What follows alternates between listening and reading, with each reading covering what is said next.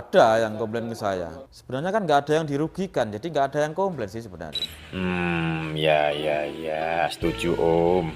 Memang nggak ada kok yang keberatan sama sound horeg, kecuali emak-emak yang lagi nidurin anaknya, kecuali orang sakit yang butuh istirahat, kecuali orang yang kaca dan gentengnya nggak pecah.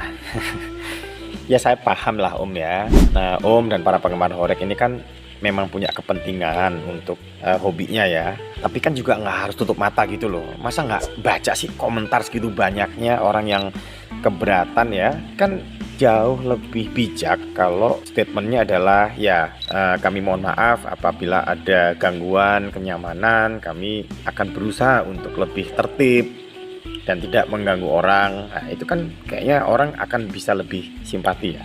Dan ini memang kebiasaan banyak orang kita ya. Jadi pola pikirnya itu biner gitu loh, benar atau salah, hitam atau putih. Jadi nggak mau melihat kenyataan tuh bahwa oh ada yang setuju, ada yang tidak setuju. Ya sama kalau ngomongin misalnya ada orang yang mengatakan bahwa di Indonesia tidak toleran, wah langsung mencak-mencak. Kata siapa? Di Indonesia tuh toleran. Nggak ada umat minoritas yang diganggu di sini. Atau sebaliknya, umat di Indonesia itu tidak ada yang toleran. Kita selalu dipersekusi. Padahal kan ya pasti sesuatu ada yang baik, ada yang kurang baik ya, seperti itu. Ya tapi itulah perindapan. Ya.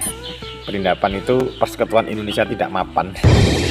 Jadi pola pikir segini masih kuat ya, karena budaya kita ini emang kolektif ya dan hierarkis ya. Jadi kita selalu diajari nurut, bukannya bertanya kritis. Jadi sekolah itu fokus pada jawaban yang benar, bukan pada proses berpikir. Nah kalau media sosial tambah parah ya. Kan algoritma ini kan cenderung merekom apa yang kita suka ya, jadi nggak heran orang itu makin lama makin ekstrim karena mengira dirinya itu satu-satunya di dunia yang benar. Jadi semua setuju sama dia. Jadi berpikir binari atau dua kutub ini ya, ini kan bikin kita gagal paham bahwa hidup itu bukan garis lurus tapi jalinan kompleks. Dan bangsa yang tidak terlalu suka mikir ya, bangsa yang menolak kompleksitas ini akan terus dewasa dalam konflik tapi kekanak-kanakan dalam solusi.